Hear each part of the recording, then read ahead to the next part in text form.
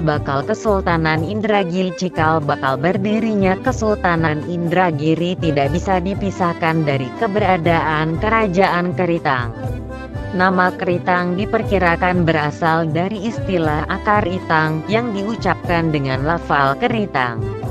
Sementara itang adalah sejenis tumbuhan yang banyak terdapat di sepanjang anak sungai Gangsal bagian hulu yang menjalar di sepanjang tebing-tebing sungai. Sungai Gangsal mengaliri wilayah Kota Baru, sekarang ibu kota Kecamatan Keritang, Kabupaten Indragiri Hilir, Provinsi Riau.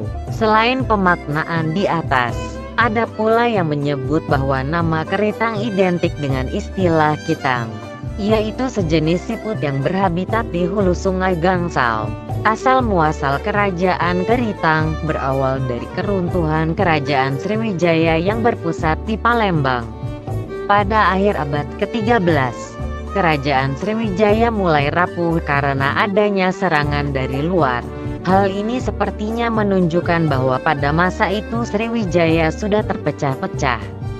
Salah satunya menjadi pecahan Sriwijaya adalah Kerajaan Keritang, yang kemudian menjadi Kesultanan Indragiri.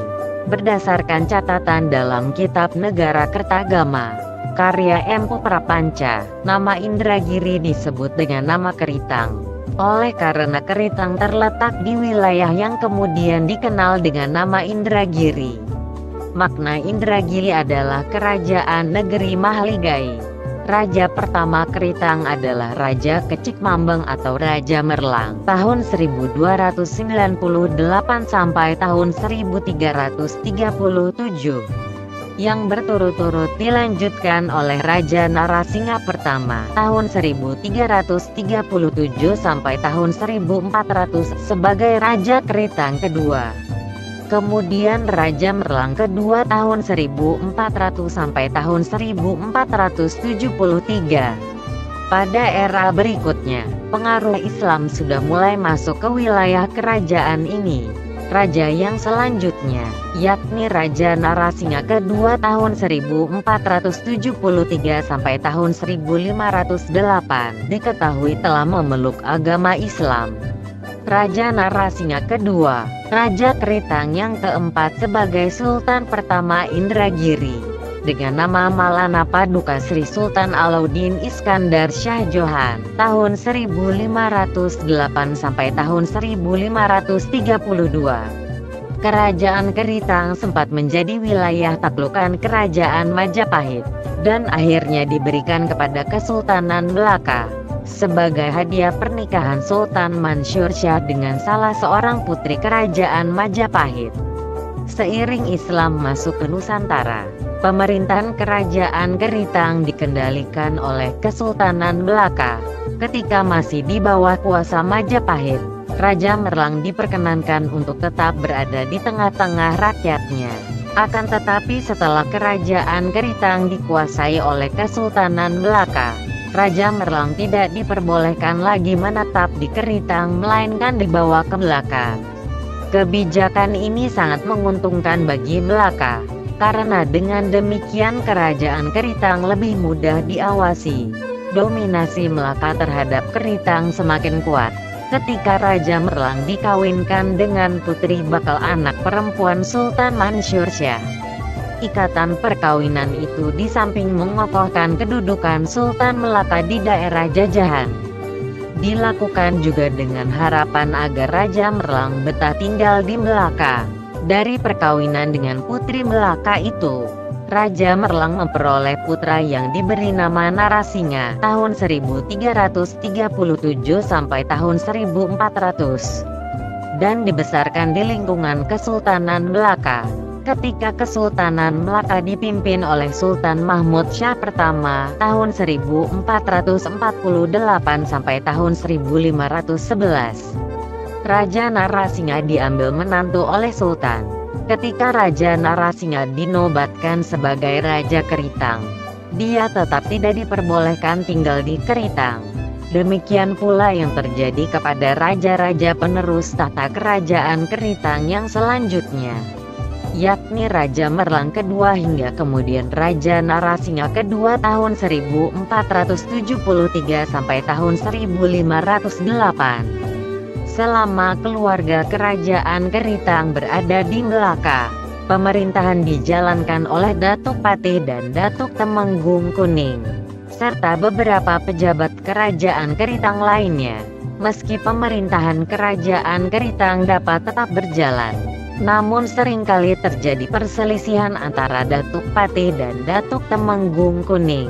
Masalah terpelik yang terjadi di antara kedua menteri itu adalah soal agama yang masih menganut kepercayaan lama.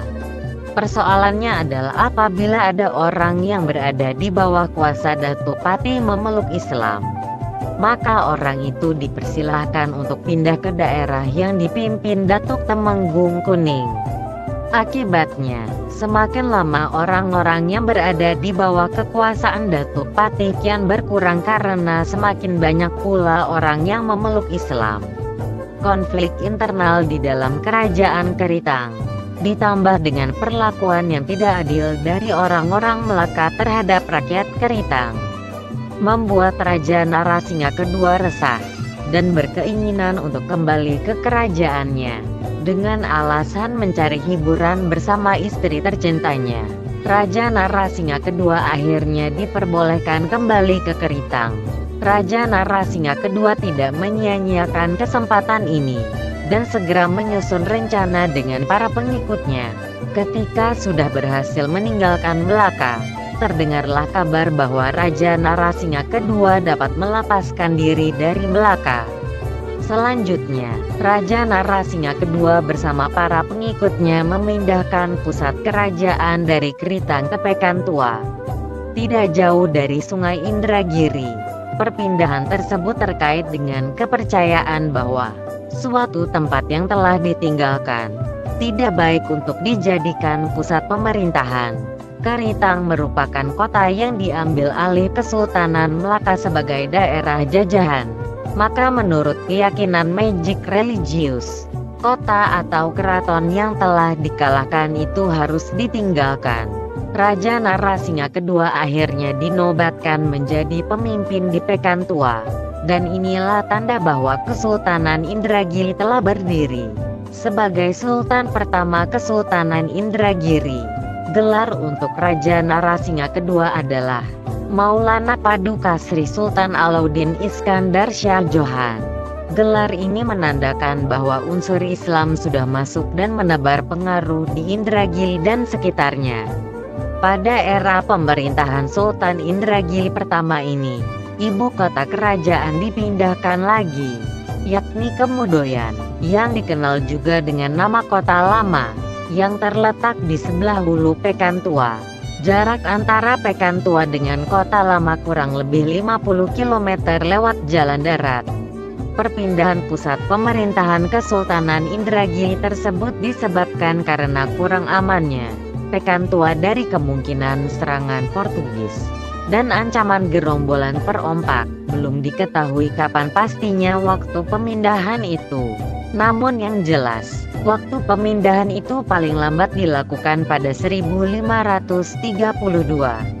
Karena di tahun itu Maulana Paduka Sri Sultan Alauddin Iskandar Shah Johan atau Raja Narasingha kedua meninggal dunia dan dimakamkan di Kota Lama. Sultan pertama Kesultanan Indragiri, Alauddin Iskandar Shah Johan, bertahta sampai akhir hayatnya yakni tahun 1532.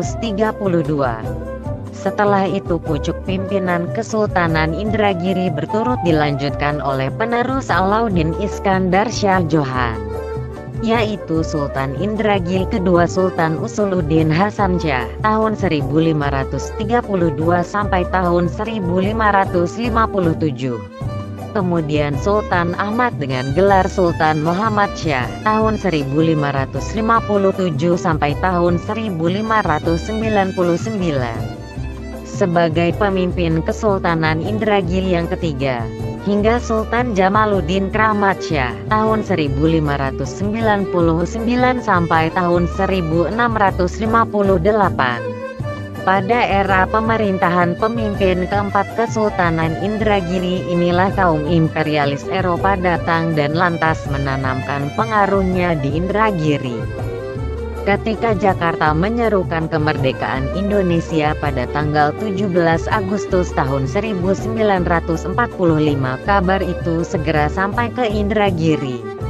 Namun Sultan Mahmud Shah belum berani mengambil sikap karena tentara Jepang masih banyak yang berkeliaran. Sultan berhati-hati dalam mengambil keputusan dan menunggu reaksi rakyat Kesultanan Indragiri. Tetapi, para pemuda di Indragiri telah bersikap dan berani menyampaikan berita proklamasi kepada rakyat banyak. Sultan sendiri sudah mendengar bahwa para pemuda telah mengadakan pertemuan secara rahasia untuk membicarakan hal tersebut. Selanjutnya kaum pemuda menghadap Sultan Mahmud Shah untuk menanyakan sikap Sultan terhadap kemerdekaan bangsa Indonesia. Sultan menjawab tegas bahwa Kesultanan Indragiri sangat mendukung proklamasi kemerdekaan dan merestui gerakan kaum pemuda. Sultan Mahmud Shah juga menyatakan bahwa Kesultanan Indragiri siap bergabung dengan Indonesia. Sultan Mahmud Shah berucap, "Kerajaan Indragiri sudah berakhir dan kini sudah pemerintahan Indonesia. Jadi apa-apa yang Tuan perbuat saya sangat mendukung." Demikian jelas sudah bahwa Kesultanan Indragiri di bawah pimpinan Sultan Mahmud Shah sangat berkomitmen terhadap perjuangan kemerdekaan bangsa Indonesia.